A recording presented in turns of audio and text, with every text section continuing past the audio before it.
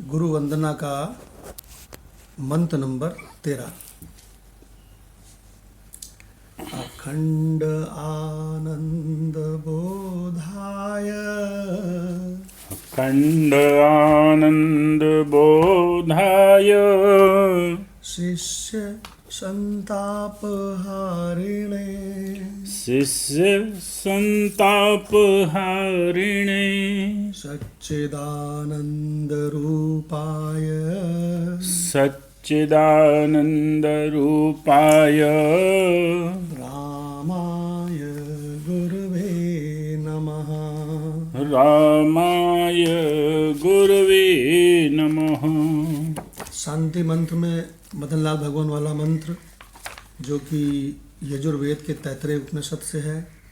ओम शन्नो मित्रः ओम शन्नो मित्रः संवरुणः संवरुणः शन्नो भवति अर्यमा सन्नो भवति अर्यमा शन्न इन्द्रो बृहस्पतिः सन्न इन्द्रो बृहस्पतिः शन्नो विष्णुरुक्रमः सन्नो विष्णुरुक्रमः नमो ब्रह्मणे नमो ब्रह्मणे नमस्ते वायो नमस्ते वायो त्वमेव प्रत्यक्षं ब्रह्म अस्मि त्वम् एव प्रत्यक्षं ब्रह्म अस्मि त्वामेव प्रत्यक्षं ब्रह्म वदिष्यामि त्वामेव प्रत्यक्षं ब्रह्म वदिष्यामि ऋतं वदिष्यामि ऋतं वदिष्यामि सत्यं वदिष्यामि सत्यं वदिष्यामि तन्माम् अवतु तन्माम् अवतु तद्वक्तारम् अवतु तद्वक्तारम् अवतु अवतु माम् अवतु वक्तारम् अवतु माम् अवतु वक्तारम् ॐ शान्तिः शान्तिः शान्तिः। ओम शांति शांति शांति। ओम गीता तत्वालोक जो कि श्रीमद् भगवद गीता की तात्विक दृष्टि से व्याख्या है। इसमें हम लोगों का अध्याय 13 चल रहा था और भगवान सारा रहस्य बता रहे हैं।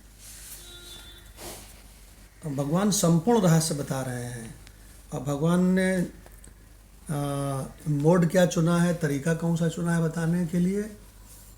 भगवान ने तरीका ये चुना है कि एक जानने वाला है, एक जानने में आने वाला है। ये तरीका चुना है तो बड़ा सरल है। ये तो सब लोग को अनुभव में है कि मैं जानने वाला हूँ, मैं चेतन जानने वाला हूँ और जानने में आने वाला ये सकल संसार है, ये शरीर है। ये शरीर इसी संसार ही का हिस्सा है। तो भगवान कैसे समझाते हैं कि अर्जुन एक जानने वाला क्षेत्रज्ञ है, चैतन्य है, जो हमारे सारे शरीरों में मतलब जो सारे शरीर हैं उनमें वो व्याप्त है और वो क्षेत्रज्ञ जानने वाला एक है। और जो जानने में आने वाले हैं ये शरीर ये अनेक है। पुरुषों के शरीर, स्त्रियों के शरीर, पशु के शरीर, पक्षी के शरीर, सूर्य का शरीर, ब्रह्मा का शरीर, वृक्षों के शरीर, न जाने कितने अनगिनत। तो भगवान कैसे समझा रहे हैं क्षेत्र क्षेत्रज्ञ को। कह रहे हैं देखो अर्जुन, क्षेत्र तो संपूर्ण माया है और क्षेत्रज्ञ मैं ही हूँ। तो चाहे परमात्मा और माया कही के समझा दो, चाहे क्षेत्र क्षेत्रज्ञ कह के समझा दो, चाहे सत असत कह के समझा दो, चाहे क्षर अक्षर उत्तम कह के समझा दो।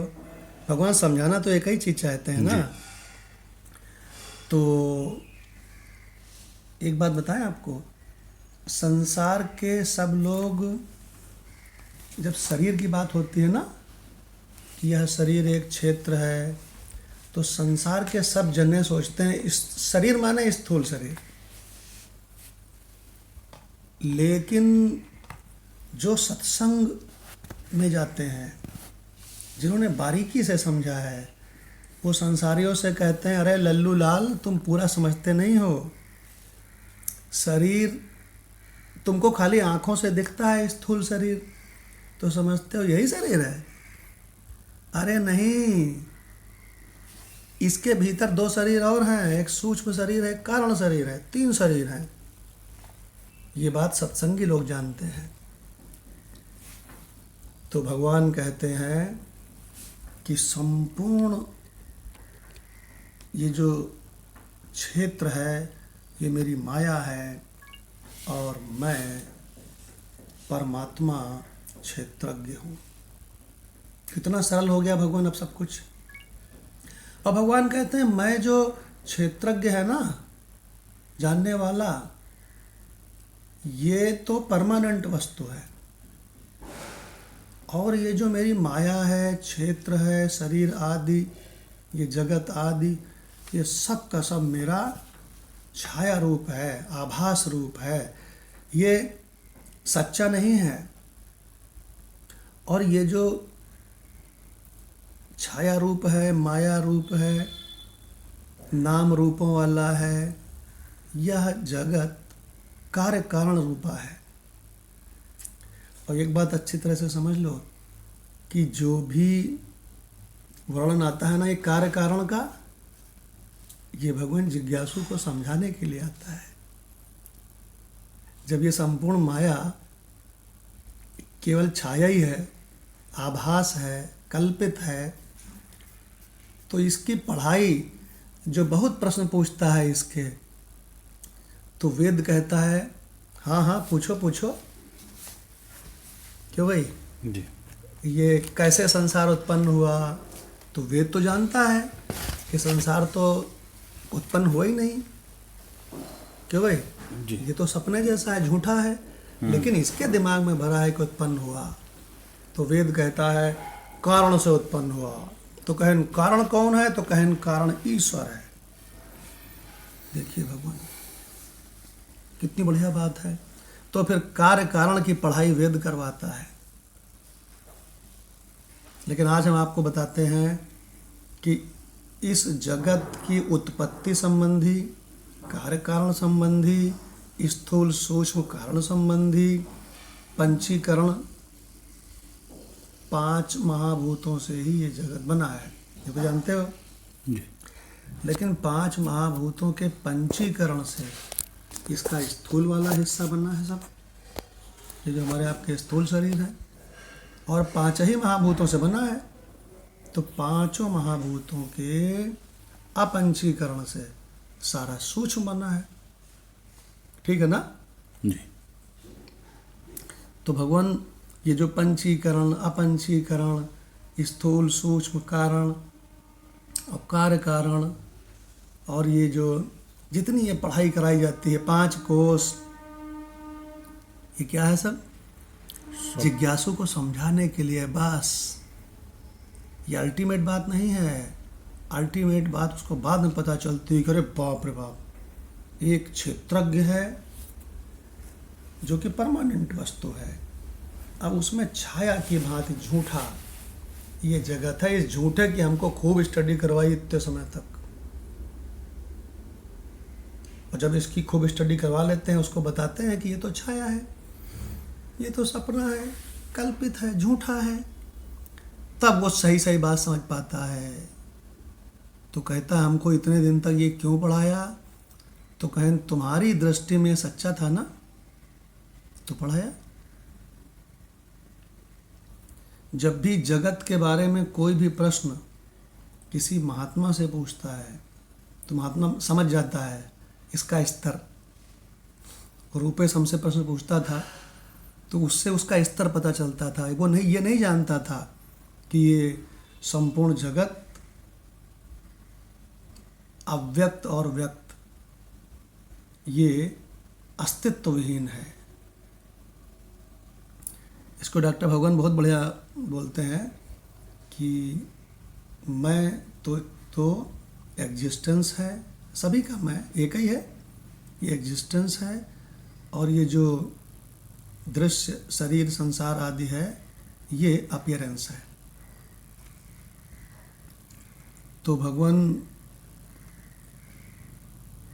अच्छा बड़े बड़े क्या बोलते हैं, वेदांत के सत्संग में इसकी पढ़ाई चलती है असत की। आपको एक सुनाते हैं नमूना। विवेक चूड़ामणि में एक मंत्र है कि ये जो कार्य जगत है, कार्य ब्रह्म है, ये कारण से उत्पन्न भया। तो जो कारण ब्रह्म है कहते हैं सो अव्यक्त है। अव्यक्त से ही तो सब उत्पन्न हुआ है। जी भगवान ने गीता में भी तो कहा है अव्यक्ताद व्यक्तया सर्वा, कहा है कि नहीं जी।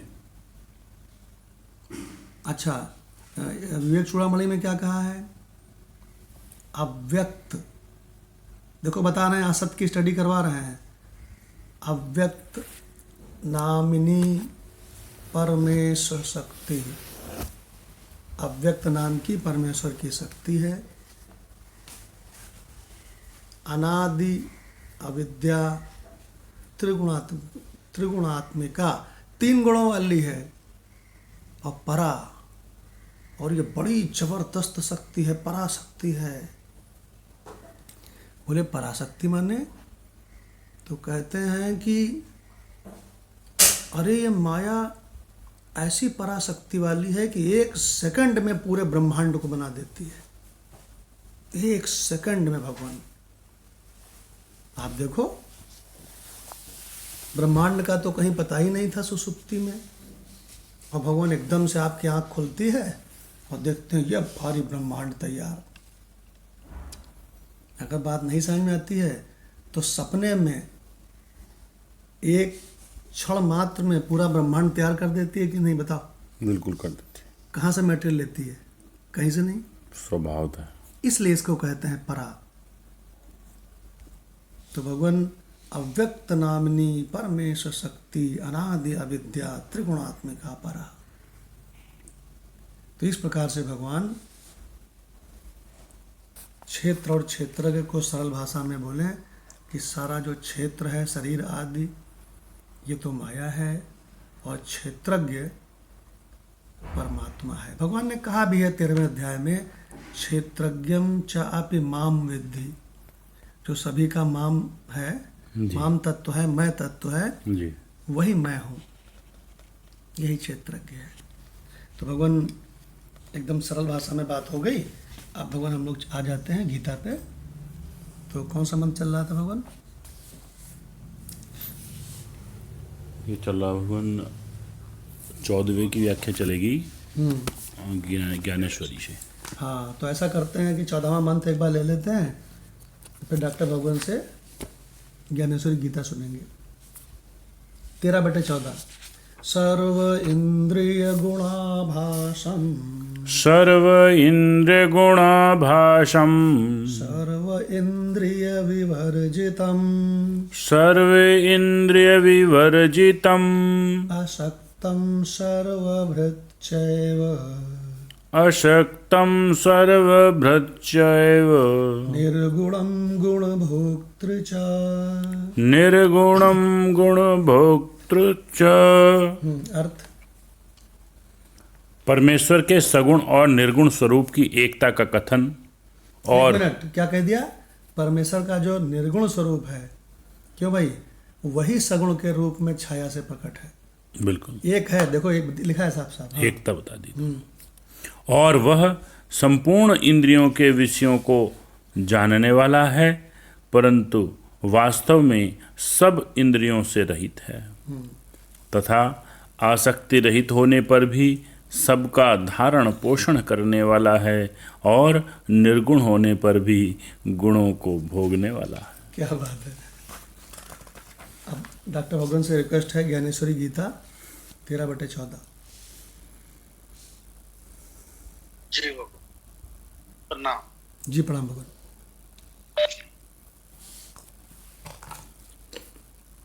तो भगवान एक किरीटी,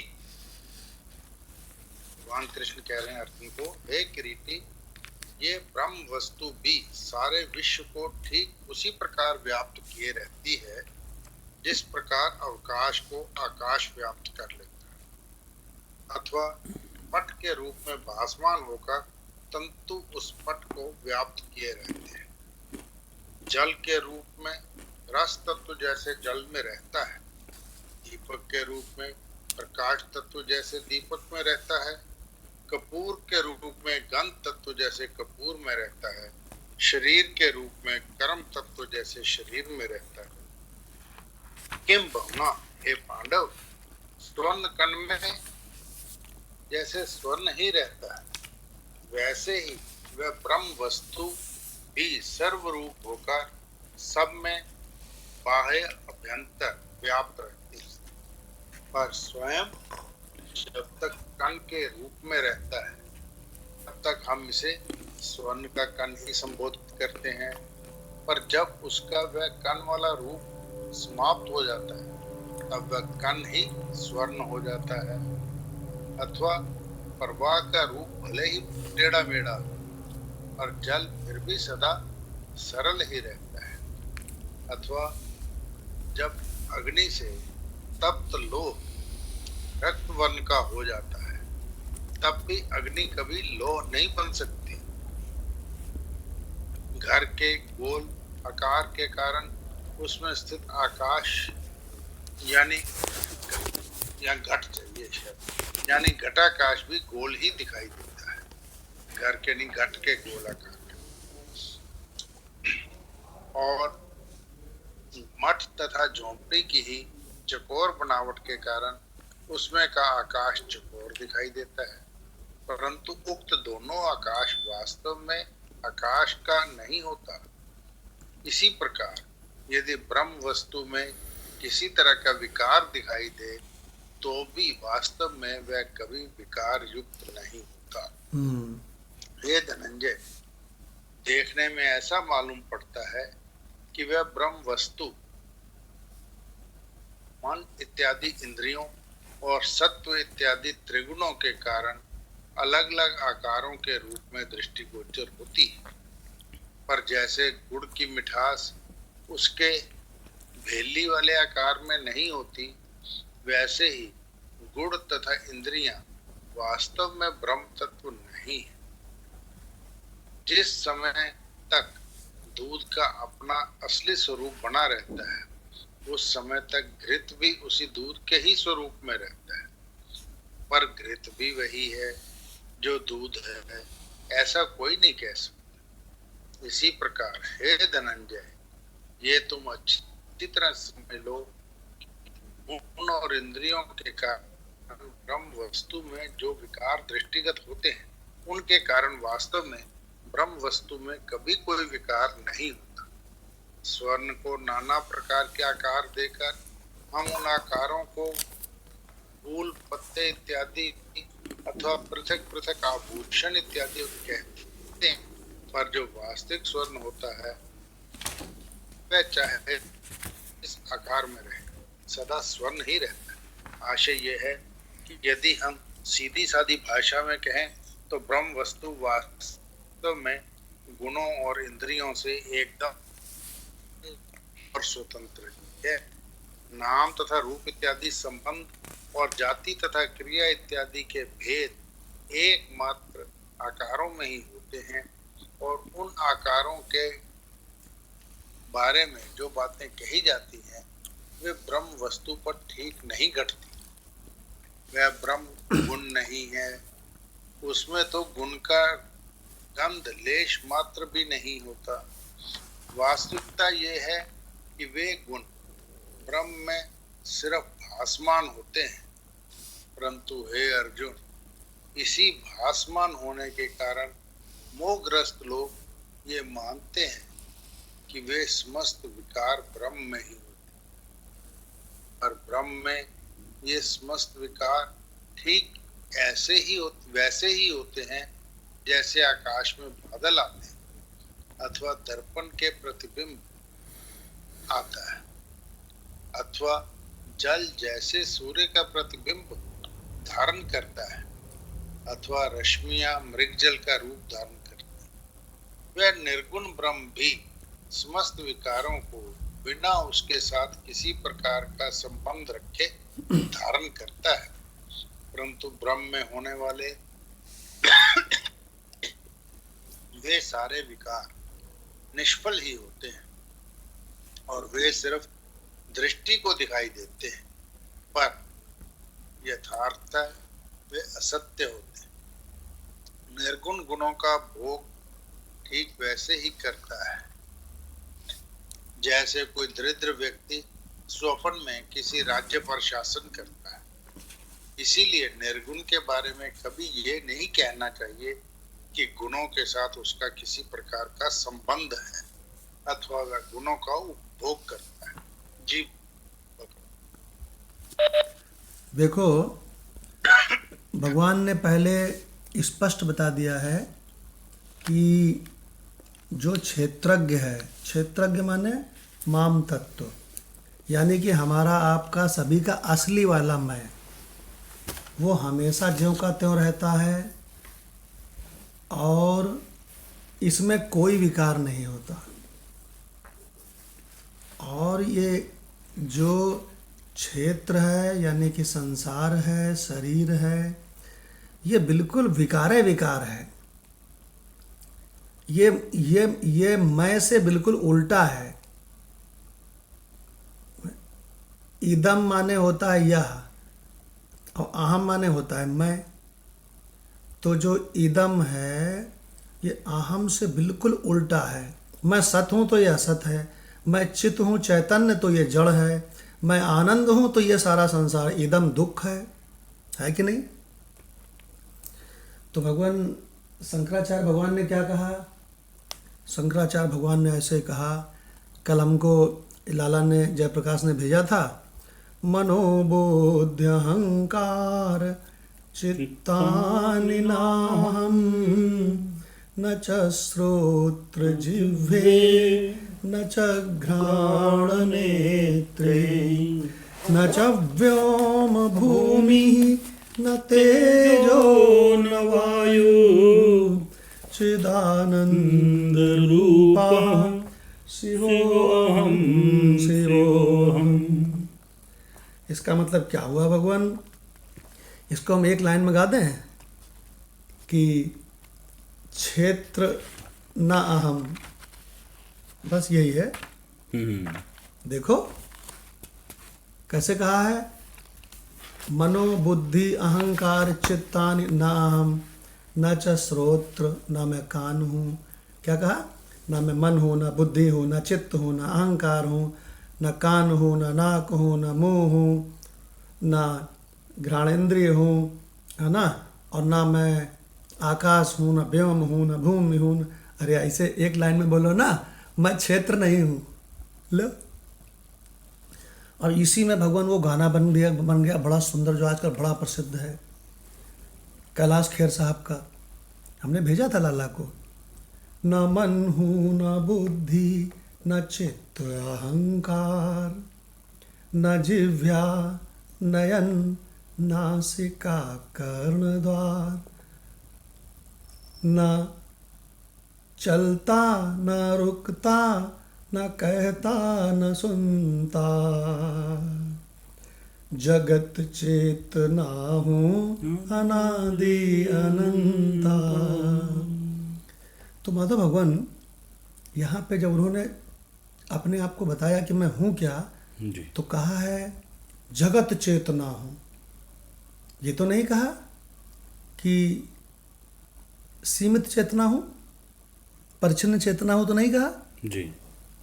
तो इसका मतलब इस गीत को जिसने भी लिखा है वो भगवान बड़ी सिंपल सी बात है, उन्हीं मंत्रों को हिंदी में ट्रांसलेट करके गीत लिखा गया है। सिंपल, बिल्कुल सीधे सीधे ट्रांसलेशन है। लेकिन शिव को उन्होंने वहाँ पे चेतना कहा है, हाँ अखंड चेतना कह लो। हाँ, बस तो इसका मतलब ये है कि जिसने भी लिखा है वो इतना तो जानता है कि ये जो चेतना है ये टुकड़े टुकड़े अलग अलग नहीं है, क्योंकि जगत चेतना हूँ ऐसे कहा है। जी। तो भगवान ये जो सत्संगी लोग होते हैं ना, ये जानते हैं कि सारा ये जो चेतन है, आत्मा है, क्षेत्रज्ञ है, वो एक है। वही सब शरीरों में मैं के नाम से फुरफुरा रहा है, और वो दृष्टा है, वो सभी शरीरों में जागृत स्वप्न सुसुप्ति तीनों को 24 घंटे में देख लेता है। और क्या जागृत हमेशा बना रहता है? बताओ। नहीं बनाता। क्यों नहीं बना रहता? क्योंकि आभास रूप है मेरा। हाँ, सत्य नहीं है, उसकी मजबूरी है चले जाना। क्या स्वप्न हमेशा बना रहता है? नहीं। क्यों? वो तो है ही स्वप्न, हाँ। आने जाने वाला। तो इसका मतलब आसानी से खाली स्वप्न ही स्वप्न नहीं है, जागृत और सुसुप्ति भी स्वप्न है। बिल्कुल। देखिए भगवान, ये बात सत्संगी जानता है, सत्संगी जानता है। ये संसारी क्या जाने? संसारी को तो जो दिखता है सो सत्य मानते हैं। जागृत दिखता है तो कहें जागृत सत्य है। जागृत में मकान चाहिए, जागृत में दुल्हन चाहिए, जागृत में पैसा चाहिए, पगलाया रहता है। और उसके बाद सपना दिखता है तो सपने में मकान चाहिए, सपने में सुंदर दुल्हन चाहिए, सपने में रुपया चाहिए। देखो भगवान, इसको जो दिखता है सो सत्य मानता है। लेकिन जो सत्य है सत्य की क्या परिभाषा है? जो न घटे न बढ़े न बदले, विकार ना हो, एक रस हो। देखो भगवान, जो हमेशा ज्यों का त्यों रहे, इसको सत्य कहते हैं। तो भगवान, जब भगवान ने 13/12 में ये कह दिया कि ना सत ना असत उच्यते, मैं सत असत से परे हूँ, तो अर्जुन को ये जिज्ञासा हुई कि सत असत क्या है। तो भगवान ने बताया कि ऐसा है कि मैं तुमको निषेध मुख से बता रहा था कि मैं सद असत से परे हूँ। अब विधि मुख से सुनो। विधि मुख से यानी अन्वय से क्या बताया कि सर्वतः पाणिपादम, पाणि माने हाथ, हाथ, सभी पैर, सभी के सिर, सभी की आँखें, सर्वतो अच्छ शिरो मुखम, सर्वतः श्रुति, सभी के कान, इस लोक में सब मैं ही हूँ। देखो भगवान, सब और हाथ पैरों वाला। देखो भगवान, वो आगे क्या कहते हैं, ये तो स्थूल दृष्टि से बता दिया। फिर कहें सारे संसार का सूक्ष्म भी मैं ही हूँ। सर्व इंद्रिय गुणाभासन 13/14 बता दिया। अब भगवान 13/15 मंत्र प्रारंभ होने जा रहा है। गुरु भगवान का ये दावा था कि जो कोई 15, 16, 17 इन 3 मंत्रों को समझ जाए वो संपूर्ण गीता का मास्टर हो जाता है। कौन कौन सा मंत्र? 15, 16, 17 जी। और 15वां मंत्र स्टार्टिंग ही इसी बात से होता है कि परमात्मा बाहर भी है, भीतर भी है। ये लड़ाई होती है ना संसार में कि बाहर है कि भीतर है। तो 13/15 में भगवान इस चीज को खत्म कर दिया है। बाहर भीतर दोनों का प्रकाशक। वही अंतश्च भूतानाम, संपूर्ण भूतों के भीतर और बाहर परमात्मा जगमगा रहा है। और ये परमात्मा अचर भी है, अचर के रूप में भी है और चर के रूप में भी है। एक और भगवान बहुत बड़ी चीज क्लियर कर दी। संसार में लोग कहते हैं जो चलने फिरने वाले हैं ना, जो जीवित हैं, जो है ना जी, ये सब परमात्मा है। भगवान ने ये भ्रांति भी भगवान इसमें मिटा दी। पहले तो बहिरंतश्च वाली भ्रांति मिटा दी, फिर अचरम चरम वाली भ्रांति मिटा दी कि चर अचर सब मैं ही हूँ। जी। देखिए फिर क्या कहते हैं, सूक्ष्म होने से मैं अविज्ञेय हूँ, मैं बड़ा सूक्ष्म हूँ। अरे संसारियों को, ससुरों को ये तो पता नहीं है कि स्थूल शरीर के अलावा एक सूक्ष्म और कारण शरीर भी होता है। क्यों? फिर इनका जो आधार प्रकाशक है वो कहाँ से पता चले? तो कहते हैं कि मैं अज्ञानियों के लिए बहुत दूर हूँ। मालूम क्यों? क्योंकि बड़ा सूक्ष्म हूँ। और जो पहचानते हैं उनके लिए बहुत करीब हूँ। राणा भगवान, जो पहचानते हैं उनके लिए बहुत करीब हूँ। कितना करीब? क्यों राणा भगवान? करीब कहना भी दूर दूर ही लग रहा है, अपना आपा ही है। अपना आपा है, वो तो मैं है। बिल्कुल भगवान। तो भगवान इस मंत्र में देखो कितनी सारी भ्रांतियां खत्म कर दी। पहला रहस्य, वही सबके सब प्राणियों के भीतर है, वही सब भूतों के बाहर भी है, भीतर भी है। और दूसरी चीज है, वही चर के रूप में, वही अचर के रूप में। पहचानने वाले के लिए अपना मैं है, इतना पास है, और ना पहचानने वालों के लिए बहुत दूर है, वहाँ 7वें आसमान में वहाँ बैठा है। जयप्रकाश, क्यों भाई लाला? अज्ञानी लोगों की यही धारणा है ना कि परमात्मा, हाँ प्रभु। कि परमात्मा वहाँ किसी 7वें आसमान पर क्षीर सागर में बैठा हुआ है। क्यों? वो तो सब जगह है प्रभु। अच्छा, ऊपर से वो ये कहते हैं कि हमको दर्शन दे दे, जो है हाथ पैरों शरीर के रूप में, मुख के रूप में दर्शन दे दे तो मैं धन्य हो जाऊं। तो दुर्योधन को तो भगवान कृष्ण का दर्शन हमेशा होता था, तो उसका कल्याण हो गया है? बिल्कुल नहीं, बिल्कुल नहीं। अच्छा, अर्जुन को भगवान दर्शन दे रहे थे बिल्कुल रथ में उसके साथ में बैठ करके, तो अर्जुन का कल्याण हुआ कि उपदेश करना पड़ा? उपदेश करना। दर्शन से कल्याण होता तो फिर दर्शन तो हर समय हो रहा है सभी को। हाँ भगवान, ये पहली बात तो ये भ्रांति मिटा दीजिए कि भगवान चतुर्भुज नारायण आपके कमरे में प्रकट होकर दर्शन दे देंगे तो आपका कल्याण होगा। आपका कल्याण नहीं होगा, आपको झूठी एक खुशफहमी हो जाएगी, अरे भगवान ने हमको दर्शन दे दिया। भगवान, अर्जुन को भगवान ने कितना दर्शन दिए, उसके साथ ही रहते थे, लेकिन उनको उपदेश देना पड़ा कि अहम आत्मा गुडाकेश सर्वभूताशय स्थिता, तब कल्याण हुआ। तब वो कहता है स्मृतिर्लब्ध्वा नष्टो मोहः, तब कहता है। भगवान ये भ्रांति मिटा दीजिए हमेशा जीवन भर के लिए कि सगुण साकार के दर्शन से कल्याण होता है। अरे यार, ये तो छोड़ दो, ये संसार के लोग तो मूर्ति के दर्शन से भी कल्याण मानते हैं। ये कहते हैं हमको मूर्ति के दर्शन करना है, हमको साउथ इंडिया जाना है। क्यों भाई?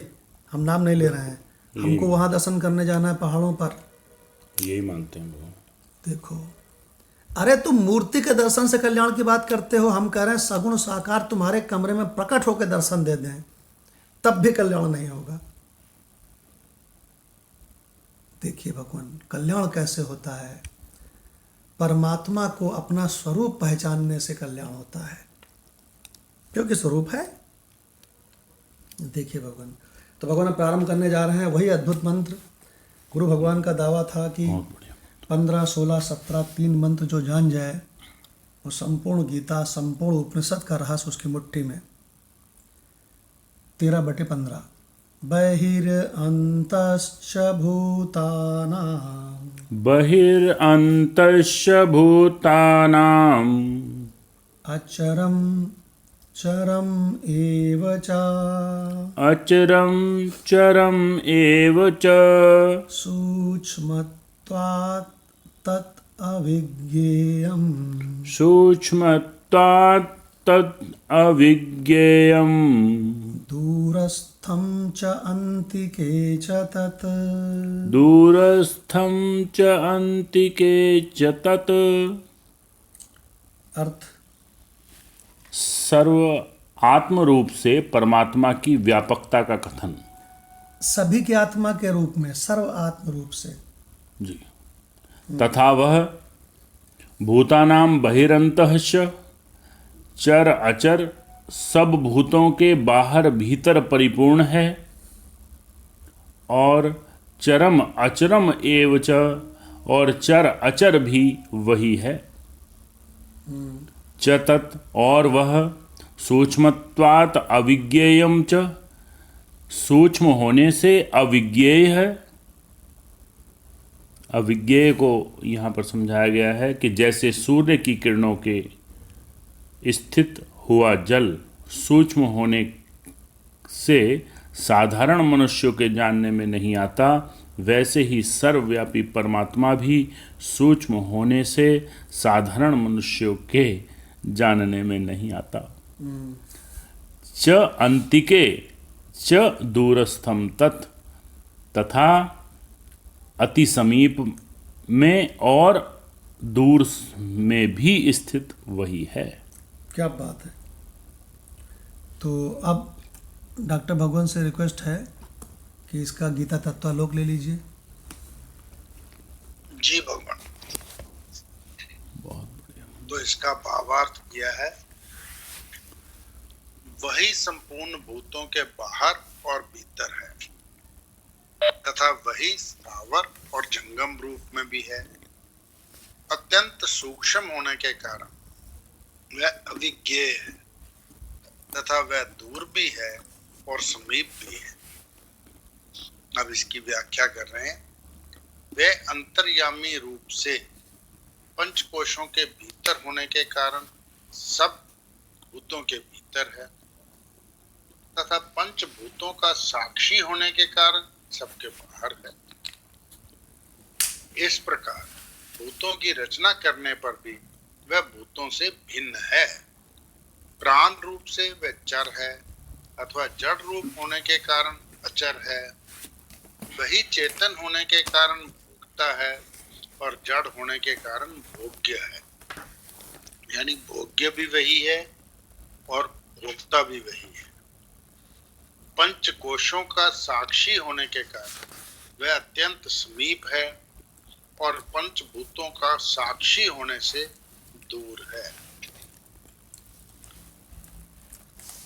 इंद्रियों का विषय न होने के कारण वह अत्यंत सूक्ष्म है, इसीलिए वह बुद्धि आदि के द्वारा नहीं जाना जा सकता। जीव भगवान बिल्कुल स्पष्ट, डॉक्टर भगवान ने वर्णन किया बिल्कुल स्पष्ट सरल भाषा में। तो ये जो एक हिंदी गीत है उसमें भी इसको स्पष्ट कर दिया है कि वही देखने वाला है, वही दिखाई पड़ने वाला है। देखिए वो हिंदी गीत आपको सुनाते हैं, आपने खूब सुना है।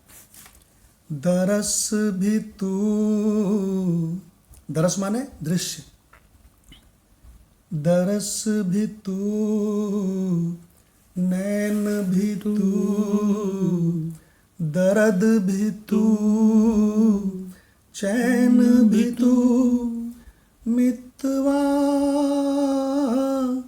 मेरे यार, तुझको बार बार आवाज मैं न दूंगा। हे मेरे भगवान, हे मेरे प्रभु, मैं बार बार तुमको अब यह नहीं कहूँगा मुझको ये दो, मुझको वो दो, क्योंकि मैं समझ गया हूँ कि मुझ दृष्टा के रूप में भी तुम ही हो और इस दृश्य के रूप में भी तुम ही हो। देखिए भगवान गीतों में ध्यान से देखो ना तो भगवान वहाँ सब दिखता है। जैसे हम कोई हिंदी फिल्म का गीत सुनते हैं ना तो हमको वहाँ उसका सार पकड़ में आ जाता है कि क्या है। तो अब कंचन भगवान से रिक्वेस्ट है इस अद्भुत मंत्र का गीता रस अपना कर लेने। जी भगवान, प्रणाम भगवान। जी प्रणाम। स्वामी जी बता रहे हैं कि महाराज आपने बड़े जोर से तो क्षेत्र क्षेत्रज्ञ का विवेक किया और अब यह बोलते हो कि चरम अचरम चरम एव च, बाहर भीतर वही है। बोले कि हाँ, चर उपाधि भी वही है और अचर यानी के अथवा अचल उपाधि भी वही है। पाषाण पर्वत आदि अचल उपाधि हैं और मनुष्य पशु पक्षी आदि चल उपाधि हैं। इन सब में वह परमात्मा ही है। यह जो चर अचर का विभाग है, ऐन्द्रिक है, वह इतना सूक्ष्म है कि जाना नहीं जाता है। अच्छा, दूर है कि पास है? बोले दूरस्थम च अंतिके च तत्, अज्ञानियों के लिए बहुत दूर है और ज्ञानियों के लिए बिल्कुल निकट है। ये जो पानी, मिट्टी, पानी, हवा आदि अलग अलग मालूम पड़ते हैं, असल में अलग अलग नहीं है। हम लोग अलग अलग सांस ले रहे हैं, सबकी धोकनी अलग अलग चल रही है, लेकिन हवा एक ही है। इसी तरह सबके शरीर में गर्मी एक ही है, पानी एक ही है, माटी एक ही है, आकाश एक ही है। माफ करना, मन भी सबका एक ही है। श्रद्धालु लोग मानते हैं कि हमारे मन में तो ऐसा ऐसा है और उनके मन में ऐसा ऐसा है। असल में मन स्तर भी एक ही है। अंतर है तो इतना कि उस मन को एक अपना मानकर रो रहा है, हंस रहा है, और एक उसको बिल्कुल मिथ्या मानकर ना रो रहा है ना हंस रहा है। वह जो मिथ्यात्व का ज्ञान है वह बिल्कुल एक ही है। तो इसके लिए भगवान आगे 16वां मंत्र है। जी भगवान देखिए, जिसने भी आज का सत्संग सुन लिया उसकी कुछ भ्रांतियां जीवन भर के लिए मिट जानी चाहिए। नंबर 1, ये कंचन भगवान अपना माइक बंद कर दीजिएगा। नंबर 1 भ्रांति कि वो परमात्मा बाहर है तो मैं मंदिरों में तीर्थों में ढूंढूं, या कि वो भीतर है तो मैं संसार को माइनस करके आंख बंद करके बैठूं। ये भ्रांति उसकी मिट जानी चाहिए। बहिरअंतश्च भूतानाम, बहिरअंतश्च जिसके साथ में चा लगा होता है, चा माने और, उस शब्द के पहले उसको बोलते हैं बहिरअंतश्च। तो अंत के साथ में लगा है अंतश्च, तो अंत के पहले बोलेंगे बाहर और अंतर, बाहर और भीतर, भूतानाम संपूर्ण प्राणियों। तो एक तो भ्रांति ये खत्म हो गई बाहर भीतर वाली, और दूसरी भ्रांति हमने आपको बताया अभी कि वो चर के रूप में है कि अचर के रूप में। क्या मतलब भगवान? चर और अचर सब वही है। चर और अचर सब वही है। फिर दूसरी चीज है कि वो समीप है कि दूर है। तो कहते हैं जो पहचानता है उसके लिए इतना समीप है कि उसका मैं है, और जो नहीं पहचानता उसके लिए इतना दूर है, इतना दूर है कि वो क्या बोलते हैं, फलाने लोक में, क्षीर सागर में, और वो हिमालय पर्वत पर, और कहाँ कैलाश पर्वत पर, वहाँ शंकर भगवान, वहाँ ऐसे इतना दूर है कि कई जन्मों से दौड़ रहा है, मिल नहीं रहा। हाँ। अच्छा, दूसरी चीज़ है कोई ऐसा एरोप्लेन नहीं बना जो उसको वहाँ ले जाए शंकर भगवान के पास या विष्णु भगवान के पास, कोई बना नहीं आज तक। तो भगवान उसके लिए बड़ा दूर है, बड़ा दुर्गम है। और जो पहचानता है वो भगवान, वो कहता है कि बाहर नैना क्यों खोले। क्यों भाई? वो तो भगवान एक जने पूजा कर रहे हैं मंदिर में एक जने मंदिर में पूजा कर रहे हैं और एक तत्वज्ञ कंबल के अंदर लेटा हुआ। भाई एक बड़ी इम्पोर्टेंट बात बता रहे हैं और लाला से प्रश्न है, लाला इसका उत्तर दें कि एक तत्वज्ञ है जो ठाठ से चद्दर तान करके लेटा हुआ है ना, एकदम आराम में, और एक तत्वज्ञ नहीं है, वो सवेरे 5 बजे नहा के धुले हुए कपड़े पहन के बड़ा परिश्रम करके मंदिर में पूजा कर रहा है। तो किसको मिला हुआ है और किसको नहीं मिला हुआ है, बताओ। प्रभु उसमें से एक जो चद्दर तान के लेटा हुआ है वो सर्विस ज्वाइन कर लिया है, आराम से अपनी चेयर पे बैठा है और नौकरी कर रहा है, और बाकी जो जो दिन नहा धो के पूजा पाठ कर रहा है ये अभी पढ़ाई कर रहा है, इसने एप्लीकेशन डाला है। बहुत बढ़िया। तो इसका मतलब ये हुआ कि एक बार पहचान लिया तो प्रणाम भगवान। प्रणाम भगवान। जी भगवान, मदन लाल जी कुछ कह रहे हैं। जी भगवान। जयप्रकाश जी ने बहुत ही सुंदर ढंग से कहा है। हाँ। जो उन्होंने सारी बात कह दिया। जो बात कही उसने सारी बात कह दिया भगवान। 2 शब्दों में बहुत सारी बात कही है। हाँ। सब कुछ कह दिया उन्हें समझने वालों के लिए भगवान। हाँ, सब कुछ कह दिया। प्रभु देखो आपकी माधव, जय हो। देखो माधव भगवान ने क्या कहा है, देखो सुनो इनके लिए। ये गुरु भगवान का पूरा प्रताप सब में है। वो जो है एक ही हैं, क्योंकि तो हम तो गुरु रूप से ही देख रहे हैं। हाँ। जय भगवान को इतना अच्छा बोलते हैं। हाँ, बहुत बढ़िया बोलते हैं भगवान। ये माधव भगवान अभी अभी आप लोगों के चरणों की धूल हूं मैं। भगवान सारा खेल सत्य को पहचानने का और उसमें परिनिष्ठित होने का है, बस। और सत्संगी जो नियमित सत्संगी होता है उसको भगवान यूं चुटकी बजाते सत्य समझ में आ जाता है, ऐसे पहचान जाता है। तो अभी माधव भगवान ने एक बहुत बढ़िया चीज़ बोली कि हमारा जाता नहीं है और उसका आता नहीं है। ये माधव भगवान से इस पे कमेंट सुनते हैं। जी भगवान। यही है भगवान। जैसे राणा भगवान ने कहा कि भाई वो पास कहना उसको दूर बना देना है, कि इतना पास है हमारे, तो ये कहना भी दूर बना देना है। तो इसका मतलब यही है कि हमारा तो अपना आपा ही है वो। हाँ। और जैसे हमारी भी स्थिति थी पहले, तो भी खोजते थे, बाहर जाते थे, कहीं धागा बांध के आते थे, कहीं चुन्नी बांध के आते थे, भाई कुछ काम बने किसी तरह। तो ये पता ही नहीं था कि काम बनना होता क्या है। हाँ। तो उनके लिए इतना दूर है कि वो कहते हैं कि भाई मिलता नहीं है और ना मिलने की कोई उम्मीद भी नहीं है, और मिलने की उम्मीद भी नहीं है कोई। वो बस ये है कि तुम अच्छे कर्म करते रहो, इतना ही है। हाँ, और अच्छे कर्मों से परमात्मा मिलता है। तो नहीं मिलता। तो कर्म की तो कोई सत्ता ही नहीं है। जब तक अकर्म पे दृष्टि नहीं पड़ेगी, इनमें कर्म विकर्म में ही फंसा रहेगा। बहुत बढ़िया। तो भगवान माधव भगवान का डंके की चोट पर कहना यह है कि अभी जब लिंक ये टूट गया था, बीच में दोबारा ज्वाइन किया है, तो माधव भगवान कह रहे थे कि अज्ञानी का आता नहीं है और हमारा परमात्मा कहीं जाता नहीं है। तो भगवान यही तो भगवान ने अभी कहा था कि जानने योग्य एक ही वस्तु है, ज्ञेयम यत्, जानने योग्य है जो। उसको अगर मैं तुमको समझा दूं, देखो ऐसा है, बात समझो।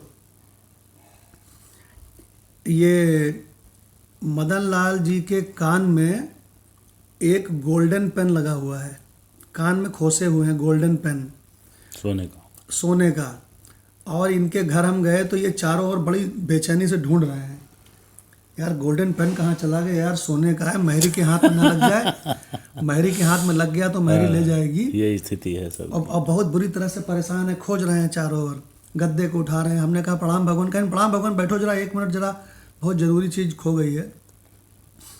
तो जब बहुत ये परेशान हो गए तो हमने ध्यान से इनकी ओर देखा, तो हमने कहा क्या ढूंढ रहे हो? अरे कहन भगवान अब क्या बताऊँ, मत पूछिए। अरे हमका नहीं बताओ। हमने कहा क्या गोल्डन कलर की है? कहा हाँ भगवान गोल्डन कलर की है। तो हम कहा कि लंबी लंबी है? बोले हाँ भगवान लंबी लंबी है। तो हमने कहा कि पेन है क्या गोल्डन? कहा हाँ भगवान गोल्डन पेन है। तो हमने कहा उसके ऊपर लाल टिप लगी हुई है क्या? बोले हाँ भगवान लाल टिप लगी है। आपको दिख रही क्या? हम कहा हाँ हमको तो दिख रही है। तो बोले कहाँ है? तो हम कहा तुम्हारे ही पास है। तो हम उठे और इनका हाथ पकड़ के इन्हीं के कान में ले गए। हमने कहा ये रही, तुम्हारे ही पास है। तो ये बोले अरे वाह भगवान वाह, यही गुरु का काम है। जी मिल गई भगवान आपकी पेन।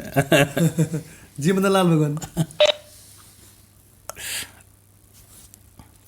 खाली भावना कर करके दिखा रहे हैं कि मदन लाल जी के आया हूँ और मदन लाल जी परेशान को ढूंढ रहे हैं। हाँ कलम मिल नहीं रहा उनको। हाँ, तो भगवान कितनी बढ़िया बात है जी। मदन लाल जी, भगवान मदन लाल जी, अभी माधव भगवान ने कहा आप लोग कहते हैं आते नहीं, तो आप अज्ञानी की भाषा क्यों बोल रहे हो? वो तो कभी जाते नहीं। हम जो बात कर रहे हैं हमारी बात को समझिए आप। अज्ञान की बात ही नहीं है। मैं जहाँ भगवान पहुँच के बात कर रहे हैं वहीं मैं ही पहुँचा हूँ। मेरे घर आए हुए हैं और कह रहे हैं, हमने कहा भगवान आप आते तो है ही नहीं है। लेकिन वो कहना चाह रहे हैं कि वासुदेव वाटिका में आइए। भगवान देखिए स्वरूप के रूप में मैं कहीं से जाता नहीं हूँ, सर्वत्र भरपूर हूँ, और शरीर के रूप से भी मैं वहीं जाता हूँ जहाँ मुझे कोई बार बार बुलावे। चलिए भगवान हम बुला रहे हैं आपको बार बार। मैं आपको बताऊं ऐसा क्यों करता हूं कि जो बार बार बुलाए उसी के यहाँ जाता हूं। भगवान ये शास्त्रीय बात है, आप भी ध्यान रखना। जो बार बार बुलावे आपको देखते ही आहा आप आ गए, उसी के यहाँ जाना चाहिए। जी जी चाहिए, बिल्कुल सही कह रहे भगवान। देखो मैं आपको बता रहा हूँ, सुनो। आवत ही हर से नहीं और नैनन नहीं स्नेह, और तुलसी वहाँ न जाइए चाहे कंचन बरसे में। बिल्कुल सही। तो भगवान कहीं किसी ऐसे के यहाँ मत चले जाना जो सोचे यार ये कहाँ से आ गए हैं, इनके लिए अब चाय बनवानी पड़ेगी। नहीं, वेदांतियों की तो ये बात नहीं है। कम से कम यदि वेदांती कोई आता है तो किसी के यहाँ भी, हाँ बात ठीक है। तो जगत में परमार्थ हम लोग तो बड़े प्रसन्न होते हैं। ये तो आपने भी देखा होगा भगवान। भगवान आप विश्वास नहीं मानेंगे, हमको जब ये वेदांत बिल्कुल नहीं जानते थे, क्या नाम है, चारू भगवान और विकास भारद्वाज भगवान, तो इन्होंने कई बार संदेशा भेजा, कई बार, तो भगवान हम तब भी इनके यहाँ चले गए और इनके यहाँ बैठ के हमने सत्संग भी सुनाया वेदांत का, है ना। तो भगवान अगर किसी को प्रसन्नता होती है तो जाया जा सकता है। ऐसा ना हो हमारे जाने से किसी को डिस्टर्बेंस हो जाए। तो भगवान ये शास्त्र का कथन है ना, व्यवहारिक बात है। तो भगवान आज हम लोगों ने एक ऐसा मंत्र पढ़ा जिसमें कि बड़े बड़े डाउट क्लियर हो गए। बहिरअंतश्च भूतानाम अचरम चरम एव च सूक्ष्मत्वात् तद अविज्ञेयम दूरस्थम चान्तिके च तत्। अब लाल सिंह भगवान से रिक्वेस्ट है, ज्ञानेश्वरी गीता ले ले भगवान जी। प्रणाम भगवान। प्रणाम भगवान। मंत्र है गीता ज्ञानेश्वरी का। हे पांडुसुत, जो चराचर इत्यादि समस्त पदार्थों और जीवों में उसी प्रकार शाश्वत रूप से और सूक्ष्म अवस्था में व्याप्त रहता है, जिस प्रकार अग्नियां चाहे पृथक पृथक हों और उन सब में उष्णता समान रूप से विद्यमान रहती है, उसको इस प्रकरण में ज्ञेय समझना चाहिए। जो सिर्फ एक होने पर भी बाह्याभ्यंतर निकट और दूर सर्वत्र रहता है, जिसके स्वरूप में कभी कोई अंतर नहीं होता, उसे ही ज्ञेय जानना चाहिए। ऐसा नहीं है कि क्षीर सिंधु का माधुर्य उसके मध्य भाग में और गहरे प्रांत में तो अधिक होता हो और तट पर कम होता हो। इसी प्रकार जो सब जगह समभाव से व्याप्त रहता है, जो स्वेदज प्रवृत्ति जीवों में तथा पूर्ण रूप से व्याप्त रहता है, फिर भी इस व्यापकता के कारण जिसकी स्थिति में कोई खंड नहीं होता। इसके अलावा हे स्रोत शिरोमणि, घटों के जलों में चंद्रमा के प्रकाश के प्रतिबिंबित होने पर भी जिस प्रकार उस प्रकार में प्रकाश में कभी कोई भी भेदभाव उत्पन्न नहीं होता, अथवा लवण की सभी राशियां प्रत्येक कण में व्याप्त रहने वाली क्षारता एक ही प्रकार की रहती है, अथवा ईख के गट्ठे में प्रत्येक ईख में एक ही प्रकार की मधुरता रहती है। जी भगवान, एकता है। देखिए भगवान, कितनी बढ़िया बात है। जो अपने स्वरूप को पहचान लेता है ना, जो अपने स्वरूप को पहचान लेता है, अरे मैं ही वही हूँ, वही मैं हूँ, तो भगवान वो कैसे जीवन जीता है। वो कहता है मेरी पावर से जिंदगी, मेरी पावर से ये पूरा ये मायावी जगत सत्तावान हो रहा है। क्या कहता है? मेरी पावर से। अरे बाप रे बाप, वो जान जाता है मैं क्षेत्रज्ञ हूँ। तो भगवान क्या कहता है? मैं जिंदगी का साथ निभाता चला गया। अच्छा, चूंकि वो जान गया है कि मुझ चैतन्य के सकाश से ही ये सारा का सारा प्रपंच भास रहा है, अगर मैं ना इसको पावर दूं तो ये सब कहीं है ही नहीं। तो इसलिए क्या गा रहा है? मैं जिंदगी का साथ निभाता चला गया। और वो ये भी जान गया है कि ये सारा संसार चूंकि झूठा है, सपना है, तो आगे क्या कह रहा है? हर फिक्र को धुएं में उड़ाता चला गया। बड़ी इंपॉर्टेंट लाइन है। लोग मरे जा रहे हैं फिक्र के मारे, और यहाँ क्या कह रहा है? हर फिक्र को धुएं में उड़ाता चला गया। आगे से क्या कहता है कि अगर कोई बर्बाद हो जाए तो वो बड़ा दुखी रहता है। तो वहाँ पे ये क्या कह रहे हैं? बर्बादियों का शोक मनाना फिजूल था, बर्बादियों का शोक मनाना फिजूल था। अरे वो तो मैं जो फिल्म देख रहा था उसका एक सीन था बस, और मेरा उससे कोई लेना देना नहीं, वो तो आभास था। तो कैसे कह रहा है? बर्बादियों का शोक मनाना फिजूल था, बर्बादियों का शोक मनाना फिजूल था, मनाना फिजूल था, बर्बादियों का जश्न मनाता चला गया। मैं जिंदगी का साथ निभाता चला गया।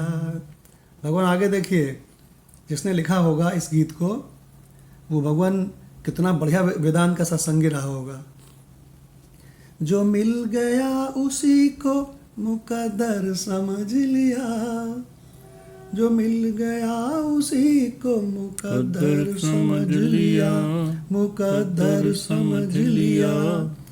जो खो गया मैं उसको भुलाता चला गया। कितना बढ़िया भगवान। और भगवान, और देखो आगे कितना डीप है। गम और खुशी में, अरे दोनों के दोनों मेरे आभास ही तो हैं। गम और खुशी में फर्क न महसूस हो जहां, न महसूस हो जहां। फिर से रिपीट कर रहे हैं। गम और खुशी में फर्क न महसूस हो जहां, न महसूस हो जहां। मैं दिल को उस मुकाम पे लाता चला गया। मैं जिंदगी का साथ निभाता चला गया। भगवान, ये देखिए कितने बढ़िया छोटे छोटे गीत हैं। इसमें भगवान पूरा का पूरा रहस्य एकदम जगमगा रहा है। तो समय भगवान काफ़ी हो गया है, तो हम लोग ऐसा करते हैं कि आज 5 मिनट के लिए अपने अनंत आत्म स्वरूप में बैठेंगे। भगवान, एक संसार में रहना है जिसमें दुख ही दुख है, और एक अपने आत्म स्वरूप में रहना है जिसमें सुख ही सुख है। तो हम लोग आज थोड़ा पहले चेत गए हैं, 6:50 हुआ है। तो भगवान, हम लोग अपने आत्म स्वरूप में बैठेंगे 5 मिनट के लिए। अनंत स्क्रीन चैतन्य में, जिसे कहते हैं क्षेत्रज्ञ, में बैठेंगे, जिसमें जागृत स्वप्न सुसुप्ति सारी फिल्में भास भास के विदा हो जाती हैं। 5 मिनट के लिए भगवान।